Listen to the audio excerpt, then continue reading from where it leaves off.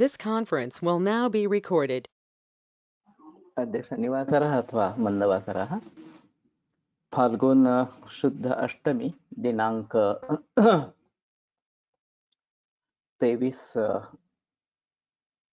September 2023 चरक सूत्र अध्याय 10 का 9 शंखं चक्रं जलौकान् दधतमृतघटं चारुदौर्भिश्चतुर्भिः सूक्ष्मस्वच्छातिरुद्यांशकपरिविलसन् मौलिमं भोजनेत्रं कालाम्भोदोज्ज्वलाङ्गं कटितटविलसच्चारुपीताम्बराढ्यं वन्दे धन्वन्तरिं तन् निखिलगदवनप्रौढदावाग्निलीलं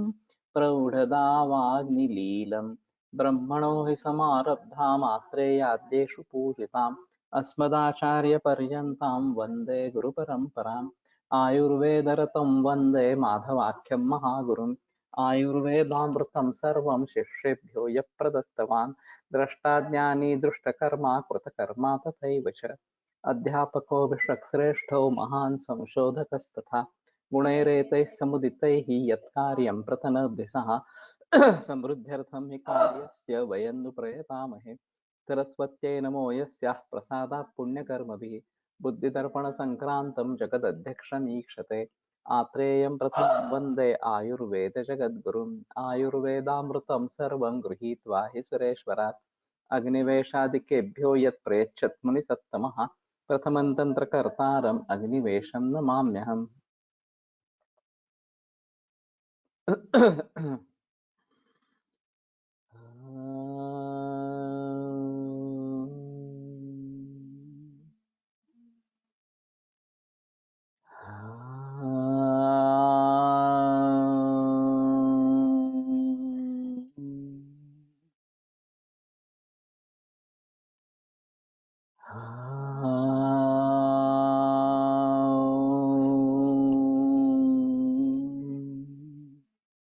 ओम शांति शांति शांति।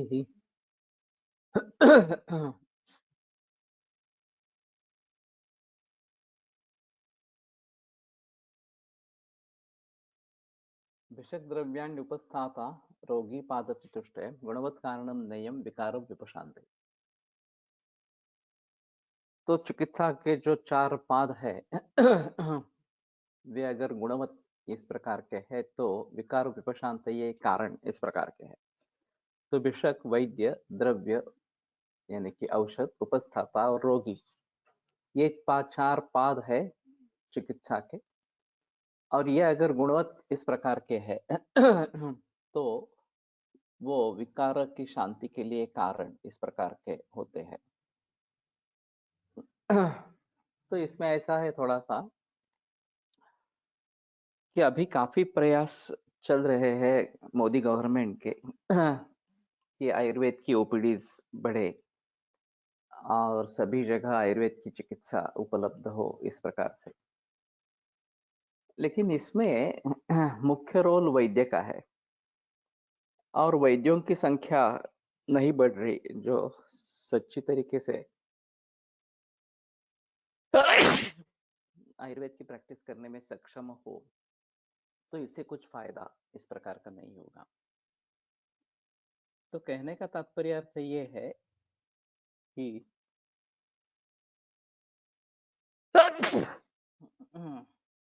सबसे आम महत्व वैद्य का है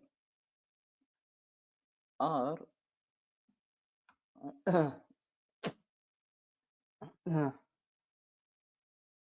वैद्य अगर अच्छे नहीं बनेंगे तो ये बाकी सभी पाद अच्छे होने पर भी कुछ नहीं होगा इस प्रकार से। इसलिए इन चार पादों के बारे में अगर अलगता से इस प्रकार से सोचना चाहिए। अभी एलोपैथी में दवाइयों के बारे में काफी बहस हुई काफी संशोधन इस प्रकार का हो गया और सिम्टोमेटिक रिलीफ का तंत्र अच्छे तरीके से उन्होंने विकसित किया। तो परहेज की कोई जरूरत नहीं है, केवल दवाइयां ले लो तो आपको सिम्प्टोमेटिक रिलीफ हो जाएगा। आप ठीक हो जाएँगे, स्वस्थ हो जाएँगे ऐसी बात नहीं है, लेकिन आपको जो तकलीफ है वो कम हो जाएगी इस प्रकार से। ये उन्होंने सिद्ध करके दिखाया इस प्रकार से। तो औषध पर बहुत ही ज़्यादा ज़िक्र हुआ और वही करना है और ट्रीटमेंट यानी कि मेडिसिन ये समीकरण उन्होंने एस्टेब्लिश कर दिया। रोगियों की मानसिकता बदल डाली पूरी तरीके से कि सिम्प्टोमेटिक रिलीफ में ही धन्यता है, बाकी और कुछ करने की ज़रूरत नहीं है और जन्म भर एलोपैथी की दवाई खाती रहनी है, इस प्रकार से। ये मानसिकता का बदलाव अच्छे तरीके से उन्होंने रोगियों में पैदा किया और इसकी कोई आवश्यकता ही नहीं है, परहेज की कोई आवश्यकता ही नहीं है, ये मानसिकता निर्माण कर दी। दूसरी जगह अस्पताल खोले, टेक्नोलॉजी के ज़रिए सभी को सीमित इस प्रकार का कर दिया और फिर सर्जरी में काफ़ी बढ़त हासिल हुई इस प्रकार से, इंश्योरेंस कंपनीज़ आई। तो इन सभी के ज़रिए उन्होंने एक अच्छा माहौल इस प्रकार का खड़ा किया और ये सब इंटरलिंक्ड है, एक दूसरे से जुड़े इस प्रकार के हैं। इसमें शास्त्र के हैसियत से डॉक्टर्स अच्छे कैसे बने, इसमें कोई ज़्यादा सुविधाएँ या ज़्यादा विचार इस प्रकार का नहीं है। बहुत से डॉक्टर्स खरीदे गए डॉक्टर्स इस प्रकार के हैं और वो फार्मेसी के रिसर्च में अभी मैंने एक वीडियो देखा था, पेरोल पे सभी डॉक्टर्स है इस प्रकार से, फार्मेसी के पेरोल पे सभी डॉक्टर्स है इस प्रकार से। तो ये 4 जो पाद है चिकित्सा के, उन सभी के बारे में हमें थोड़ा सोचना पड़ेगा और फिर हमारा मकसद क्या है? धातु साम्य क्रिया चोक्ता तंत्रस्यास्य प्रयोजनम्। ये जो बात कही गई है, वो हमारा उद्दिष्ट होना चाहिए, केवल सिम्प्टोमेटिक रिलीफ ये हमारा उद्दिष्ट नहीं होना चाहिए, ये बात लोगों तक पहुँचानी है इस प्रकार से। और यहाँ पे भी उन्होंने वही किया है, विकारो धातु वैषम्यम साम्यम प्रकृतिरुच्यते। धातु वैषम्य विकार, धातु वैषम्य यही विकार इस प्रकार का है और धातु साम्य यही प्रकृति या नैसर्गिक स्थिति इस प्रकार की है। सुख संज्ञकम आरोग्यम। सुख संज्ञक ये जो बात कही गई है कि जिसको हम तात्कालिक सुख इस प्रकार से कहते हैं, वो आरोग्य है इस प्रकार से। तो मुझे भूख अच्छी लग रही है, नींद अच्छी आ रही है, कुछ मानसिक तनाव वगैरह इस प्रकार के नहीं है, पचन अच्छा हो रहा है वगैरह वगैरह, तो ये सभी सुख है और इसी को आरोग्य इस प्रकार से कहेंगे। लेकिन वास्तव में सुख और भी कुछ अलग इस प्रकार का होता है और जो मोक्ष वगैरह इस प्रकार का जो सुख है, आत्यंतिक सुख इस प्रकार का है। तो ये बीच वाली अवस्था है सुख संज्ञक आरोग्य इस प्रकार के, विकारो दुःख में वच। लेकिन किसी भी प्रकार का दुःख विकार है, रोग है, तो वो दुःख ही है, उसमें संदेह की बात नहीं है। सुख है तो थोड़ा देखना पड़ेगा कि ये आरोग्य संज्ञक सुख है या उससे भी पर इस प्रकार का सुख है। दुःख है तो ये विकार ही है, विकारो दुःख में वच, विकार ही दुःख ही है इस प्रकार से। तो ये भी एक अच्छी बात यहाँ पे उन्होंने बताई है चरकाचार्य ने। और फिर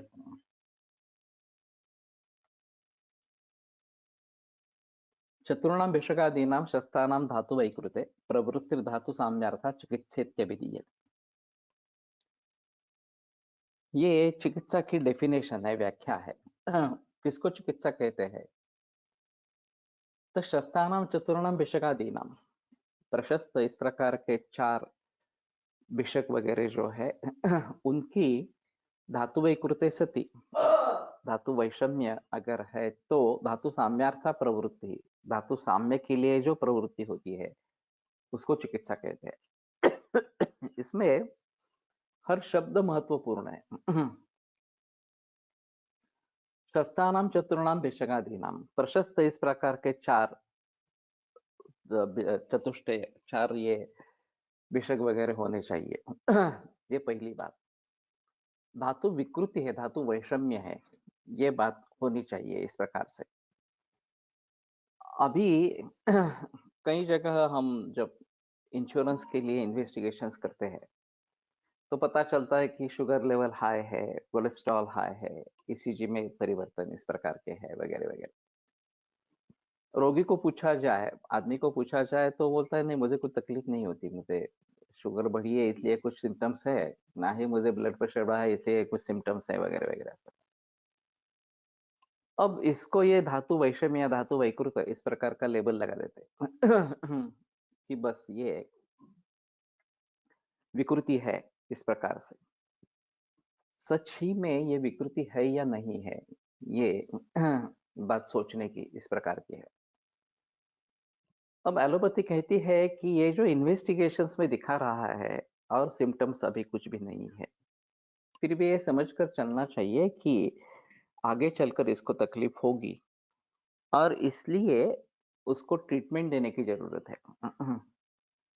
समझ सकते हैं कि हाँ, अगर पैथोलॉजिकल या रेडियोलॉजिकल वगैरह ऐसे कुछ इन्वेस्टिगेशंस में कुछ दिख रहा है इस प्रकार से और सिम्पटम्स नहीं है, तो आगे चलकर उसको तकलीफ हो सकती है, ये समझ सकते हैं एक तरीके से। लेकिन फिर भी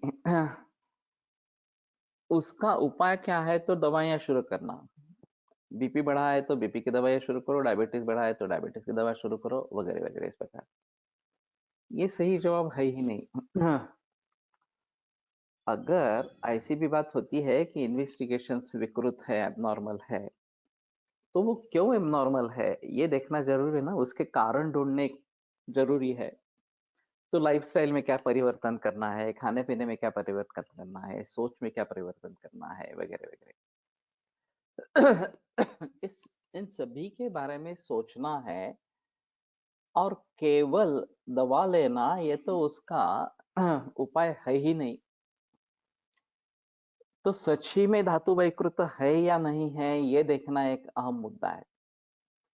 बहुत जगह ऐसा होता है कि एलोपैथिक के हिसाब से धातु विकृति है और सिम्पटम्स कुछ भी नहीं है इस प्रकार से। तो उसको क्या माने? हम भी हमारे हिसाब से धातु वैषम्य है ऐसा पकड़ कर चले क्या? और समझो कि शुगर लेवल हाई है, तो आयुर्वेद की प्रमेह की दवाई देनी है क्या? तो ये भी बात सही नहीं है। हमारे हिसाब में अगर कुछ निदान कर सकते हैं, तो एक अलग बात है। कारणों को ढूँढेंगे और कारणों से कार्य दिख नहीं रहा है, तो उसको व्यभिचारी कारण इस प्रकार से कहते हैं। ये मालूम है कि ये दोष वैषम्य का कारण है, दोष साम्य का कारण है नहीं, ये स्वस्थ का नहीं है। फिर भी सिद्धांत के तौर पर अगर हम एलोपैथी रिपोर्ट्स को आयुर्वेद दवाओं द्वारा निर्मूलन करने का प्रयास करते हैं, तो इससे धातु साम्यावस्था न होकर शरीर में अन्य रोग उत्पन्न होंगे क्या? क्योंकि कुछ रोगी केवल रिपोर्ट्स ठीक कराने आते हैं। वो तो उनमें उनके मन में ये बिठा दिया है ना, कि ये विकृत है और ये प्राकृत जब तक नहीं होता, तब तक हमें करना चाहिए इस प्रकार से। अब बात ये है हेपेटाइटिस बी पॉजिटिव है, हेपेटाइटिस सी पॉजिटिव है और मरीज को सिम्पटम्स कुछ भी नहीं है। आगे चलकर इससे कामला निर्माण हो सकती है, कैंसर हो सकता है और इसलिए पहले तो उनके पास कुछ नहीं था, एंटीवायरल कुछ नहीं था। अभी एंटीवायरल ड्रग्स भी आ गई। तो फिर वायरल लोड लोड देखना है और फिर एंटी वायरल दवाइयाँ शुरू करनी है इस प्रकार से। लेकिन इस प्रकार के एंटीवायरल दवा लेके कोई ठीक हुए हैं, ऐसी बात नहीं देखी गई। मेंटेन होते हैं, वायरल लोड कम होता है, लेकिन इन दवाइयों के साइड इफेक्ट्स होते रहते हैं इस प्रकार से। और वास्तव में जब भी कोई इन्फेक्शन जोर करता है इस प्रकार से, तो उसमें 2 कारण होते हैं। एक को रोग निर्माण करने वाले जो हेतु है, दोष वैषम्य निर्माण करने वाले हेतु है, ये एक अहम कारण इस प्रकार का है। और हमारी प्रतिकार शक्ति अगर कम हो गई हो, तो फिर रोग हो जाता है। ये खास करके इन्फेक्शियस डिसीजेस में यही बात सामने दिखती है। तो हमारा कर्तव्य क्या रहेगा कि पहले संक्षेपतः क्रियायोगो निदान परिवर्जनम की दृष्टि से जो भी इस प्रकार के व्यभिचारी हेतु हमारे लिए दिख रहे हैं, क्योंकि उनके द्वारा कार्य निर्माण नहीं हो रहा इस प्रकार से, दोष वैषम्य रूप कार्य जो दिखना चाहिए था और उसके जरिए कुछ लक्षण आने चाहिए थे, वो नहीं है अभी, तो ये व्यभिचारी हेतु है। तो पहले तो टाले व्यभिचारी हेतुओं को, ये पहली बात। वो दही खा रहा है और उसमें जो नियम है वो पाल नहीं रहा है, पानी ज्यादा पी रहा है, सुबह जल्दी उठ नहीं रहा है, रात को देरी से खाना खा रहा है, रात को देरी से सो रहा है, वगैरह वगैरह। ये स्वस्थ वृत्त के नियमों का उल्लंघन जो व्यक्ति कर रहा है, वो पहले ठीक करो, व्यभिचारी हेतुओं को ठीक करो, उसमें सुधार लाओ, ये पहली बात है। और ऑर्गेनिक खाना या नैसर्गिक खाना नहीं खा रहा है, ये भी अभी इसमें आ जाए। फिर जिस प्रकार के कारण है उसके विपरीत इस प्रकार की हेतु विपरीत चिकित्सा करनी है। कि दही खा रहा है तो दही के एंटीडोट जो है नाबुद्ग सूपम नाक्षोद्रम तन्नागुर्त सिद्धोपलम नचा नमलकन्नापि, ये शुरू कर सकते हैं। सिचुशंख हरितकी स्वर्जिका वगैरह वगैरह जो इस प्रकार के जो है वो दे सकते हैं। तो हेतु प्रत्यनी की चिकित्सा करनी है, जिन प्रकार के हेतु है उसके विपरीत इस प्रकार की चिकित्सा करनी है। अगर बाहर मिलने वाला नॉर्मल खाना खा रहा है, जो अनाज वगैरह है, जो दूषित इस प्रकार का है, केमिकल फर्टिलाइजर्स पर पेस्टिसाइड से युक्त है, तो एक तो नैसर्गिक खाना खाना है, ये पहली बात। और दूसरी बात, ये जो विषय का परिणाम हो रहा है, शुक्र दृष्टि हो रही है, उसके हिसाब से कुछ करना है, हेतु प्रत्यय की चिकित्सा करनी है। तो शुक्र शोधन गण का प्रयोग करना है, वगैरह वगैरह इस प्रकार की विषय में चिकित्सा करनी है। तो ये बात अगर होने लगती है, तो शायद उम्मीद है कि ये रिपोर्ट्स भी ठीक होने लगेंगे। उसमें समय लगेगा, क्योंकि ये कितने दिन से चल रहा है ये हमें पता नहीं है। जब इन्वेस्टिगेशंस किए गए तो पता चला, उसके पहले उसको भी कुछ सिम्टम नहीं थे, अभी भी उसको कुछ सिम्टम्स नहीं है इस प्रकार से। तो ये कितने बरस से सिलसिला चल रहा है, किसको मालूम है इस प्रकार से। और मैं मानता हूं कि इसको जैसे व्यभिचारी हेतु है वैसे व्यभिचारी लक्षण माना जाए। ये नई नई संकल्पना इस प्रकार की होगी। त्याचं ते गरम पाणी देतो का मला? पाणी उकळलेलं असेल तर बंद कर. तो व्यभिचारी लक्षण जैसे माना जाए, अगर पैथोलॉजिकल या रेडियोलॉजिकल वगैरह इन्वेस्टिगेशंस में कुछ विकृतता इस प्रकार की है और सिम्टम्स नहीं है, तो इसको व्यभिचारी लक्षण के रूप में माना जाए। और जैसे एलोपैथी कहती है कि आगे चलकर इससे कुछ नुकसान हो सकता है, तो हमारा मकसद केवल ये सिम्टम्स को नॉर्मल में लाना, ये नहीं है जैसा एलोपैथी कर रही है। तो हमारा मकसद है कि ये क्यों निर्माण हो रहा है, व्यभिचारी हेतु क्या है ये। देखे स्वस्वरूपों के किन नियमों का उल्लंघन हो रहा है, ये देखे। और फिर हेतु प्रत्यय की चिकित्सा करे, हेतु त्याग करे इस प्रकार से, तो धीरे धीरे रिपोर्ट्स नॉर्मल आने लगेंगे और कुछ करने की जरूरत नहीं पड़ेगी। तो वैसे भी हमारी ट्रीटमेंट इसके लिए सेफ है, जो मूल रूप से उसको दुरुस्त करने वाली इस प्रकार की है। तो ये बात लोगों तक पहुंचानी होगी कि इस प्रकार के एलोपैथी के बहकावे में आके उनको कुछ एलोपैथी की दवा लेनी है, जन्म भर लेनी है, वगैरह वगैरह, ये जो मानसिकता बनाई गई है ये झूठ है और इससे हमें बच के रहना है। तो धातु विकृति है या नहीं है ये देखना जरूरी इस प्रकार का रहेगा।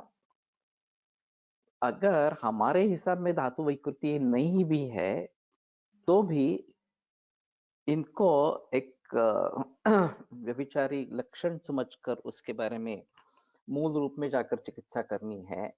और फिर हमें उसको ठीक करना है इस प्रकार से। तो अगर ऐसी स्थिति है कि धातु वैकृत हमारे हिसाब में भी है, अभी ये मैं बात कह रहा हूँ कि हमारे हिसाब में धातु विकृति वैसे नहीं है, लेकिन इन लक्षणों को लेकर हम ये लक्षण समझते हैं एलोपैथी के जरिए। और लक्षण है तो व्याधि है तो उसके कारण होंगे चाहिए, और फिर उसके आधार पर उन कारणों को दूर करे और हित प्रतिनिक चिकित्सा दे तो काम हो सकता है इस प्रकार से। ये भी बात हो सकती है कि कारण दिखाई नहीं दे रहे इस प्रकार से। तो हमें पिछले जन्म में भी जाकर देखना पड़ेगा कि कारण इस जन्म में ही नहीं मिल रहे हैं, तो पिछले जन्म में। लेकिन ये आम बातें हैं अभी, देर से जागना, देर से सुबह उठना और खाना पीना ठीक न होना, ये तो हमें करना ही है, कोई भी रोग हो इस प्रकार से। और फिर उसके आधार पर इनमें सुधार, बदलाव आएगा इस प्रकार से। और फिर जो प्रवृत्ति होनी है वो किस चीज के लिए होनी है? प्रयोजन क्या है हमारा? धातु साम्यार्था प्रवृत्ति। धातु साम्य के लिए अगर प्रवृत्ति होती है तो उसको चिकित्सा कहेंगे। अगर धातु साम्य के लिए प्रवृत्ति नहीं हो रही, केवल सिम्टोमेटिक रिलीफ दे रहे हैं, मूल रूप से धातु वैषम्य को ठीक ही नहीं कर रहे हैं, तो वो चिकित्सा कहने के लायक ही नहीं है। अभी एलोपैथी की जो ट्रीटमेंट है वो चिकित्सा कहने के लायक ही नहीं है इसके आधार पर। अगर धातु साम्यार्था प्रवृत्ति नहीं है, धातु साम्य जिसके निर्माण हो जाए, आरोग्य इस्टेब्लिश हो जाए, ये बात नहीं है। आरोग्य उनके हिसाब से जो रिपोर्ट्स है वो केवल नॉर्मल हो जाना, इस प्रकार की बात नहीं है। तो जिसके कारण वो निर्माण हुआ वो मूल धातु वैश्य में ठीक होना चाहिए, तभी उसको हम चिकित्सा कह सकेंगे। नहीं तो एलोपैथी ये ट्रीटमेंट कहने के लायक ही नहीं है, उस चिकित्सा उसको कहे ये लायक ही नहीं है। रिपोर्ट्स नॉर्मल नहीं है, मगर रुग्ण को कुछ तकलीफ नहीं है, ऐसा तक ये क्या अर्धवट हुआ।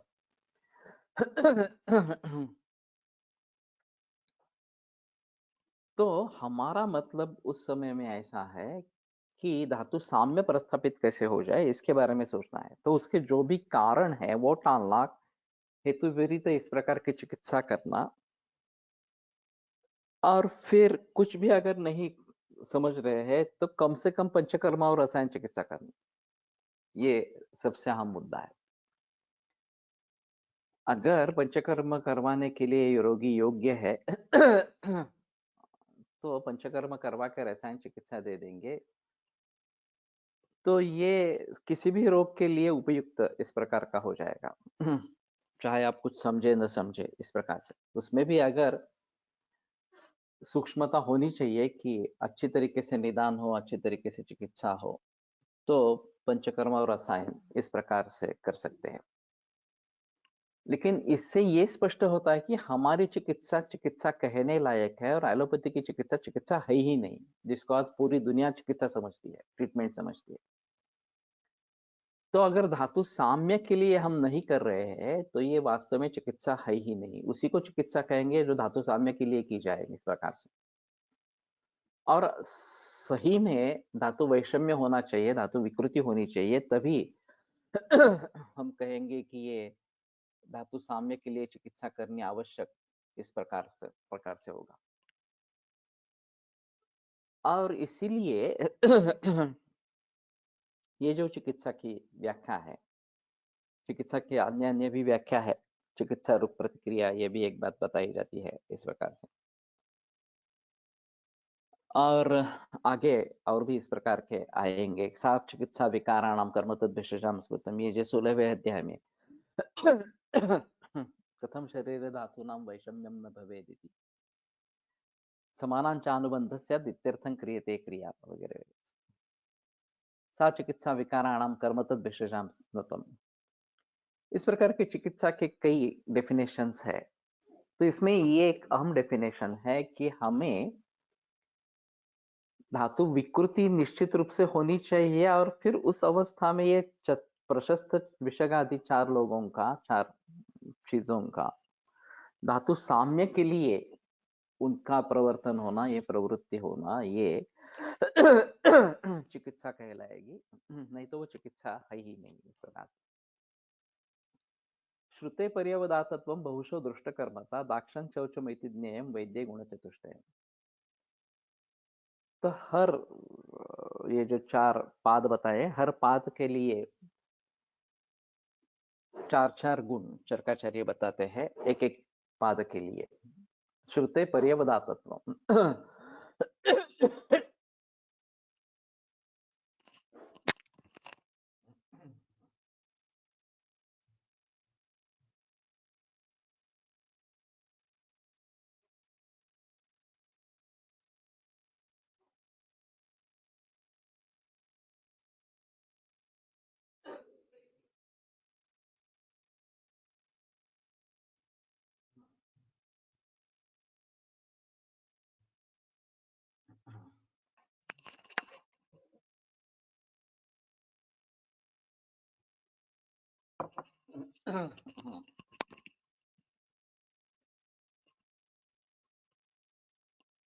ये प्री डायबिटिक कंसेप्ट एस्टेब्लिश हो गई क्योंकि एलोपैथी को उसका फायदा है, खास करके ड्रग कंपनी को।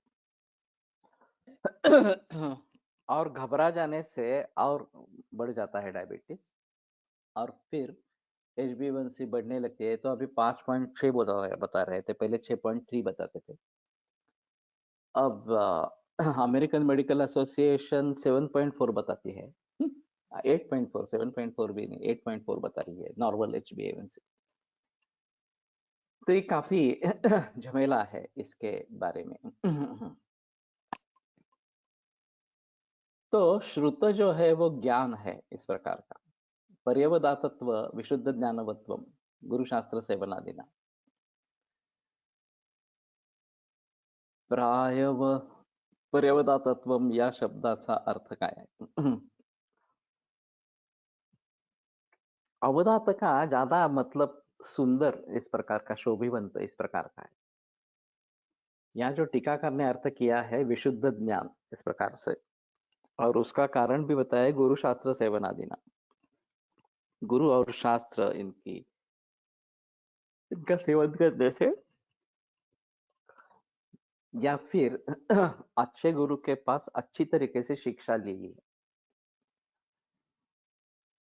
वास्तव में ऐसा होता है कि जो ज्ञान हमने ग्रहण किया है वो सही है या नहीं है, ये भी देखना जरूरी इस प्रकार का रहेगा। मुझे क्या समझ में आया है इस प्रकार से, गुरु ने तो बता दिया, लेकिन उसी तरीके से हमने उसको समझा है या नहीं समझा है, ये एक अहम मुद्दा इस प्रकार का होता है। टीचिंग और लर्निंग, सिखाना और सीखना, ये दो अलग अलग प्रक्रियाएं हैं। अभी हम सिखाते ज्यादा है, सीखने के लिए कुछ बताते नहीं, कैसे सीखे ये नहीं बताते इस प्रकार। और गुरुकुल में भी यही सिलसिला है अभी कि बहुत सारा ज्ञान दे देते हैं, जो हमारे पास है उनके केसेस है, उनका स्पष्टीकरण है, ये सब देते रहते हैं इस प्रकार से। छात्र के समझ में कितना आया ये पता नहीं चलता। उनमें अगर आपस में अगर चर्चा होती है और वो हम सुनते हैं, तो शायद एक बात होती है कि उनके क्या समझ में आया है, नहीं आया है, ये हमें पता चले। लेकिन ये एक थोड़ा सा मुश्किल इस प्रकार का काम है, क्योंकि हम निर्धारित समय में पोर्शन पूरा करना चाहते हैं जो भी हमने निश्चित किया है। मैंने एक सुझाव ऐसा रखा था कि 2 दिन के बाद, 3 दिन के बाद, एक आधा दिन जो सीखा है उसके बारे में चर्चा संगोष्ठी हो जाए, ताकि छात्रों के समझ में क्या आया है ये पता चलेगा।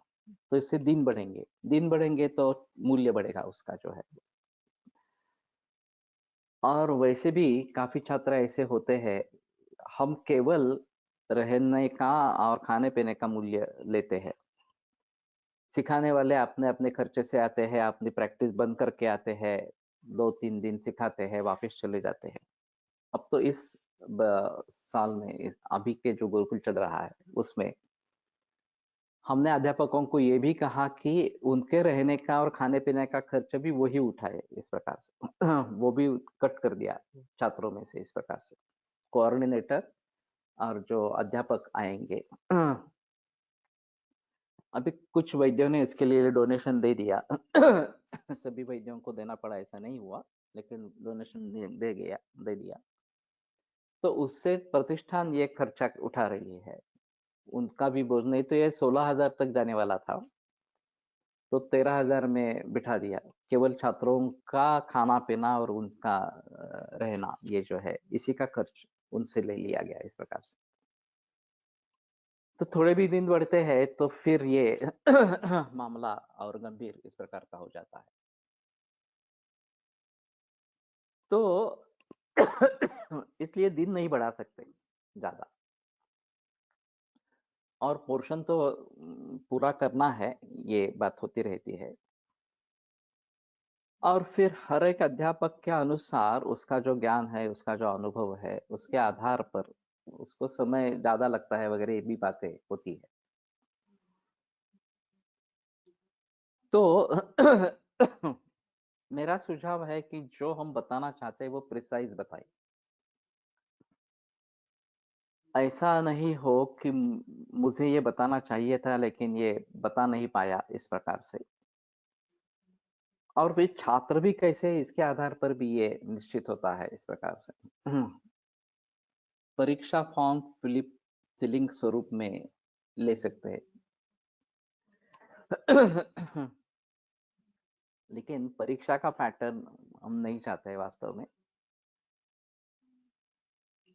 कि ये फिर परीक्षा के दृष्टि से अध्ययन शुरू हो जाएगा। मूल रूप से अध्ययन होना, ये जो बात है, ये सही नहीं होगी। ये जैसे शिक्षक दिन होता है और छात्र शिक्षक बन जाते हैं और सिखाते हैं जूनियर्स को, इस प्रकार से। ऐसा अगर एक 2.5 दिन के बाद करेंगे कि ये तुम्हें लोगों को समझाना है, तो उसको समझ में नहीं आया है तो नहीं बता सकेगा। उसको समझ में आया है तभी बता सकेगा, इस प्रकार से। लेकिन इससे दिन बढ़ेंगे, और दिन बढ़ेंगे तो फिर पैसे बढ़ेंगे वगैरह वगैरह, इस प्रकार से। तो ये एक थोड़ा दुष्ट चक्र है। अभी हम कोशिश कर रहे हैं CSR फंड्स प्राप्त करने के लिए। उसके लिए जो इनकम टैक्स की पूर्ति करनी है, जो नॉर्म्स है उनकी, वो कर रहे हैं। अगर CSR के फंड मिल जाते हैं, अच्छी एक्टिविटी है करके, इस प्रकार के सोशल कॉज के लिए, तो पैसे कम कर सकते हैं और फिर ज्यादा दिन ले सकते हैं, ये भी बात हो सकती है। Everyday feedback of what understood at the end of the day can be done। लेकिन फिर भी समय लगता ही है इसमें।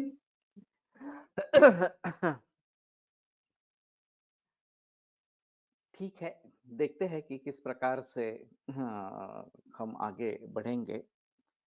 लेकिन कैसे सीखना है ये नहीं सिखाते। पाठ अवबोध अनुष्ठान नहीं, ये जो बात कही गई है, ये सीखने का तरीका है। या अध्ययनम अध्यापनम तद्विद्य संभाषा च इति अध्ययन विधि, यह अध्ययन विधि है। तो अध्यापन करते हैं, वो अध्ययन खुद अच्छे तरीके से कर रहे हैं नहीं रहे हैं इसके बारे में पता नहीं चलता। उनमें आपस में संगोष्ठी इस प्रकार के नहीं होती है। Return forms distribution can reduce time. Foundation donation करने के लिए डिटेल्स चाहिए। वो तो मिल जाएंगे, उसमें कोई प्रॉब्लम की बात नहीं है।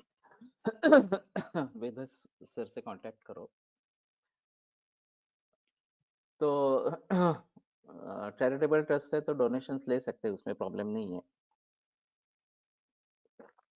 और CSR एक कंपनियों का फंड होता है, जो सोशल रिस्पॉन्सिबिलिटीज है उनकी, उसके लिए दिया जाता है, और उनको वो खर्च करना ही होता है। तो इसलिए ये फंड्स अगर हम ले पाएंगे तो ज्यादा अच्छा रहेगा। उनको भी करना है और हमें भी चाहिए, इस प्रकार से। लेकिन सिर्फ उसमें ये बात है कि उसके लिए कुछ फॉर्मेलिटीज है इनकम टैक्स की, वो अभी हमने पूरी कर दी है। उसका एक कुछ ईमेल वगैरह जनरेट करना था वगैरह, वो हुआ है अभी। तो अभी एक बार ये एस्टेब्लिश हो जाएगा तो शायद सीएसआर फंड्स मिल जाएंगे इस प्रकार से, और फिर खर्चा कम होगा, छात्रों के लिए भी खर्चा कम हो जाएगा इस प्रकार का, और अध्यापकों को वो देना पड़ रहा है वो भी शायद देना नहीं पड़ेगा। लेकिन ठीक है, जैसे जैसे आगे बढ़ेंगे वैसे उसमें पता चलेगा कि क्या करना है, कैसे करना है इस प्रकार से। तो पर्यवदातत्व कि विशुद्ध ज्ञानवत्व या सौष्ठव, ज्ञान का सौष्ठव अच्छी तरीके से हो, ये बात होनी चाहिए। और ये तभी हो सकता है कि जब भी हमें विषय पूरी तरीके से जैसे गुरु ने बताया वैसे समझ गया है, ये पहली बात। फिर हम उसी प्रकार से उसको रिप्रोड्यूस कर सकेंगे, अपने छात्रों को वो दे सकेंगे इस प्रकार से, ये दूसरी बात। और तीसरी बात जो है वो प्रैक्टिस में हम उसका भली-भांति प्रयोग कर सकेंगे और रोगी का रोग ठीक करेंगे। तो ये श्रुते पर्यवदातत्व के लिए आवश्यक इस प्रकार का रहेगा। और हमारे ही मन में अगर गलत सहमियां है, अच्छी तरीके से हमने अर्थ जाना नहीं है उसका, तो फिर ये मुसीबत वाली बात हो जाती है। ऐसे हालात में विशुद्ध ज्ञान प्राप्त करना यही आवश्यक इस प्रकार की चीज होगी। और उसके लिए प्रयास करते रहने चाहिए।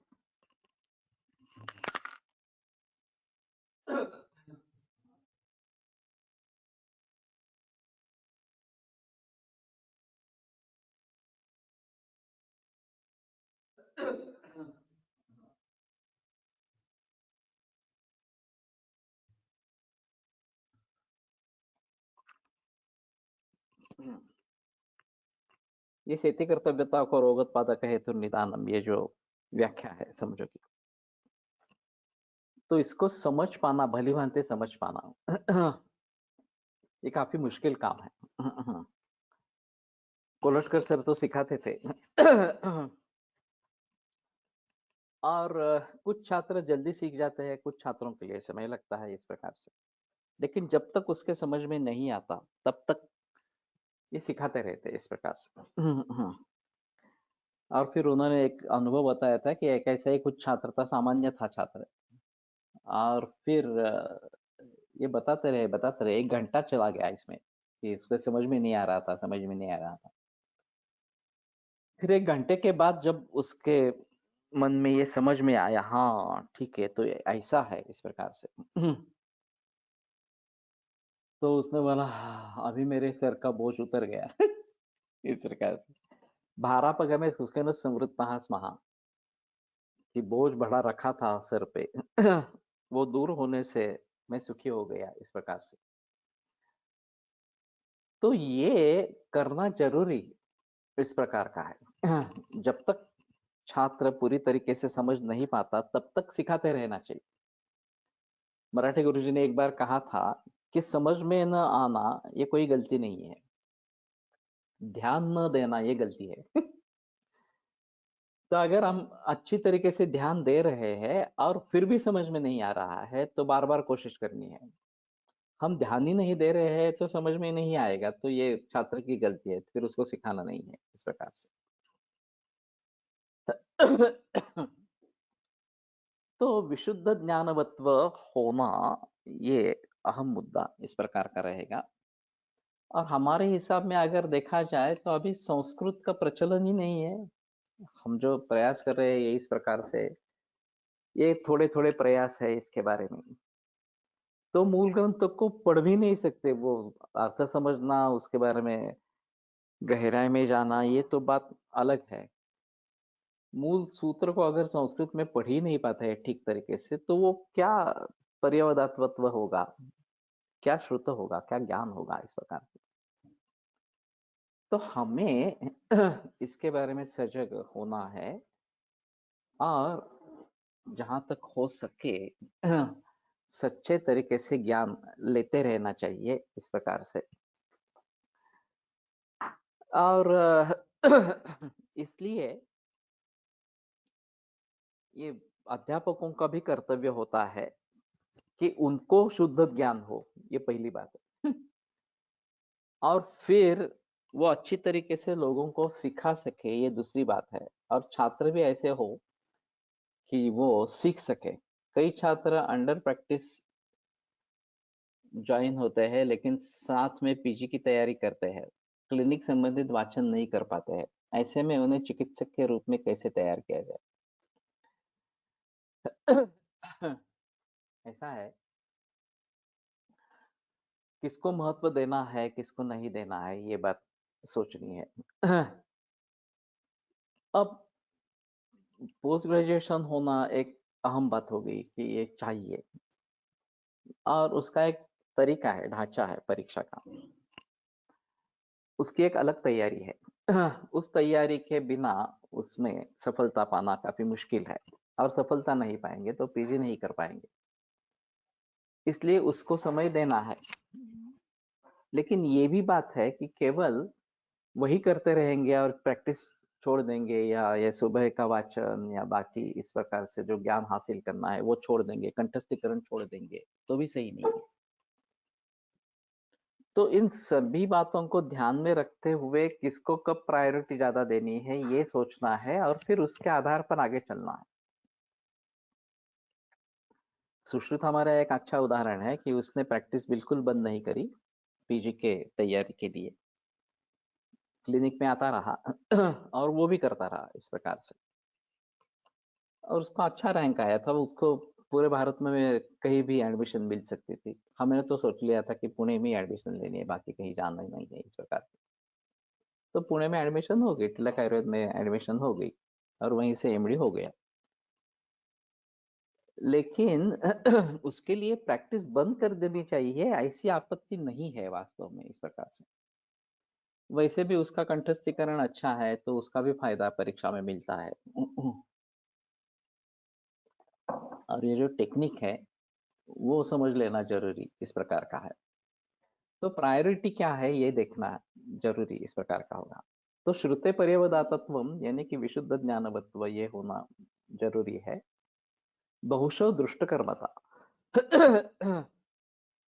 कि बार बार हमने कर्म देखे हैं, ऐसी बात होनी चाहिए। अब बहुशः का मतलब कितना है? 2-3 बार, 10 बार, 50 बार, 100 बार, 500 बार, कुछ नहीं कह सकते इस प्रकार से।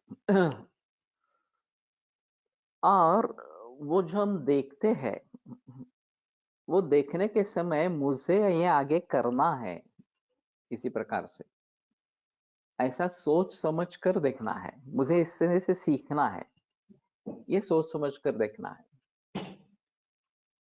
बहुत सारे छात्र क्लिनिक में जो आते हैं वो कंसल्टिंग रूम में जहाँ वैद्य होंगे, मेन वैद्य होंगे, वहां रहने की कोशिश ज्यादा से ज्यादा करते हैं, और उनको ऐसा लगता है कि वहां उनकी समझ में बातें ज्यादा अच्छी आएगी। वास्तव में ये पुड़िया बांधना ये एक अलग कार्य होता था, अभी भी होता है इस प्रकार से, और ये कनिष्ठ दर्जे का काम है। और बुद्धिमान जो वैद्य है उसको ये नहीं करना है इस प्रकार से, उसको समझ लेना है कि किस प्रकार से डायग्नोसिस किया, किस प्रकार की चिकित्सा की, कौन सा औषध किस प्रयोजन में लाया गया वगैरह वगैरह, ये सोचना है।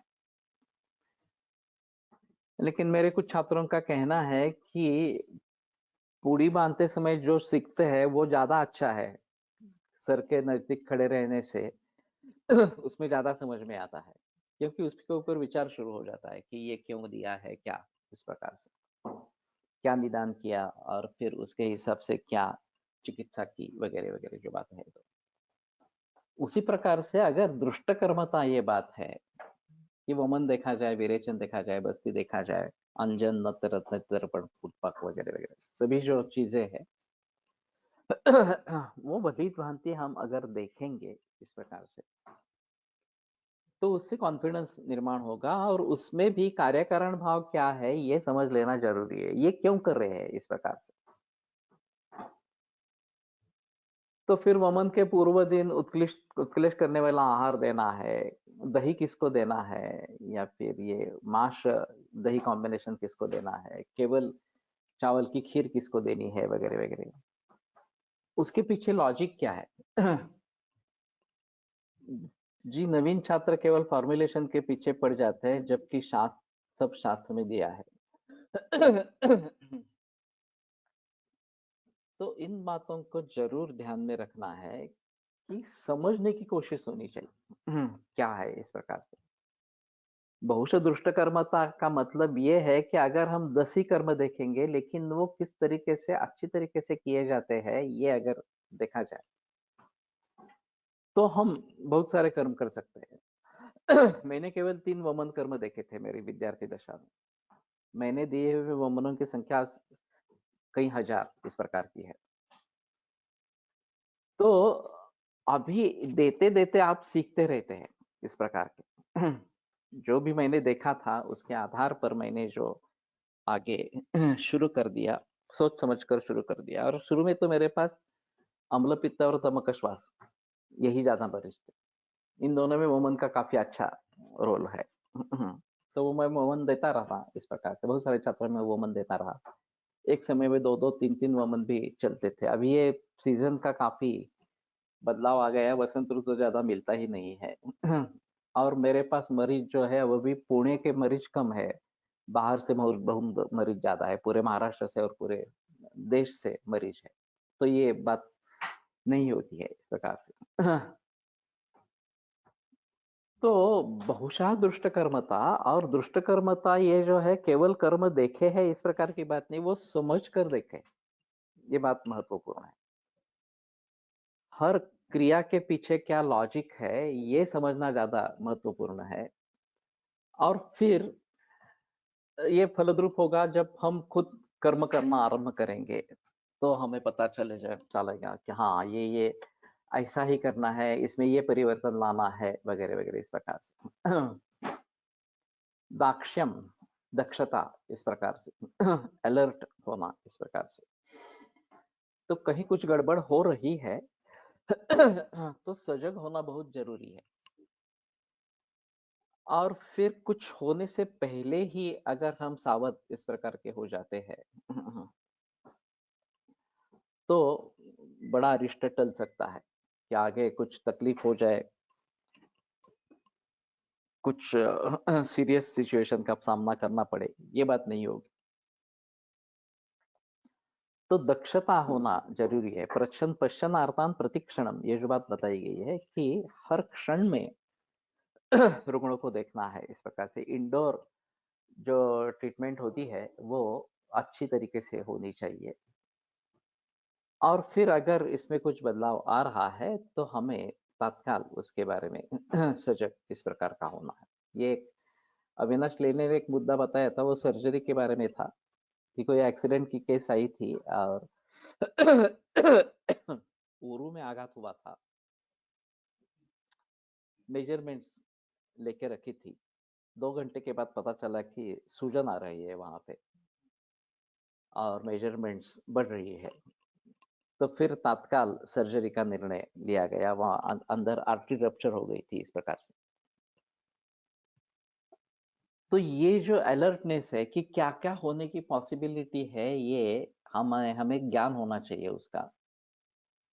और फिर अगर ऐसी कुछ नौबत आ रही है जो हमें पता चले, तो हम तुरंत उसके लिए कुछ कर सकते हैं। एक बड़ा अरिष्ट टल सकता है इस प्रकार से। शौचम।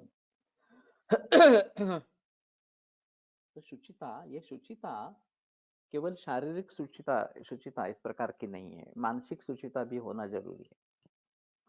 आर्तः पुत्रवद उपक्रम्य, रोगी जो है वो पुत्र जैसा उसको मानकर उसकी ट्रीटमेंट करनी है इस प्रकार से। तो हमारे मन में उसको ठीक करना है, इसके बजाय कुछ भी भाव नहीं होना चाहिए। वो पैसे देगा नहीं देगा, कितने देगा, वगैरह वगैरह, ये सभी बातें फिजूल है। मेरा कर्तव्य है कि मैं भली भांति उसको, मेरा जो ज्ञान है, मेरा जो अनुभव है, उसके आधार पर अच्छी ट्रीटमेंट करूँ, अच्छी से अच्छी ट्रीटमेंट करूँ, उसको भली भांति समझ लूँ। और फिर एक बार चिकित्सा सिद्ध हो जाती है तो बाकी कुछ करने की जरूरत नहीं है, ये बाकी सब आनुषंगिक फल है। पैसा, प्रतिष्ठा, यश, ये जो सभी है वो आनुषंगिक फल है। कि अगर हम भली भांति चिकित्सा करते हैं, हमारे मन में केवल शुद्धता इस प्रकार की होती है, तो और कुछ करने की जरूरत इस प्रकार की नहीं है। तो दाक्षम शौचम इति ज्ञेयम वैद्य गुण चतुष्टय। अभी ये बात नहीं रही, हम पैसों के हिसाब से सोचते हैं कि अरे ये पैसे वाला आदमी है, मुझे पैसे दे सकता है। तो अननेसेसरी इन्वेस्टिगेशंस, अननेसेसरी पंचकर्म वगैरह वगैरह इस प्रकार से अगर कराते हैं तो ये शौच नहीं है। शुचिता जो है वो आंतरिक शुचिता भी होनी चाहिए, तभी हम इसके बारे में कर सकेंगे। तो ये बात पक्की ध्यान में इस प्रकार के रखनी है। तो ठीक है, अगले शनिवार को आगे बढ़ेंगे। कल जैसे मैंने कहा, यही लिंक, इसी लिंक पर 7:30 बजे संगोष्ठी होगी। तो आप सभी जो है इसमें जुड़ जाए। बाकी जिन्होंने फाउंडेशन कोर्स वगैरह किया है उनको भी बताया है। और भी अगर कोई लोग आना चाहते हैं तो आने के लिए कहो। और मुझे नहीं लगता कि 250 से ज्यादा ऊपर हो जाएंगे। तो लाइव करने की, यूट्यूब लाइव करने की ज्यादा जरूरत नहीं पड़ेगी, लेकिन अगर होता है तो करेंगे इस प्रकार से। जो भी इसमें दिलचस्पी लेना चाहते हैं कि आगे चलकर कैंसर में प्रैक्टिस करना चाहते हैं, वो सभी इसमें जुड़ जाए, ये अच्छा इस प्रकार का रहेगा। और वैसे समाज में जरूरत बहुत ज्यादा है, तो उसके हिसाब से करते रहना जरूरी इस प्रकार का है। आयुर्वेद प्रकांड निगदित इह हि शल्यतंत्र प्रधानः शिष्येभ्यः शाश्वतोऽयं जन कृपा व्याप्त चित्तेन येन आयुर्वेदस्य वाञ्छन् पुनरपि भुवने ताञ्च सुष्ठु प्रतिष्ठां श्रेष्ठं धन्वन्तरिं तं प्रणमति च सदा वैद्यवर्गो हि नूनम् वैद्यवर्गो हि नूनम्।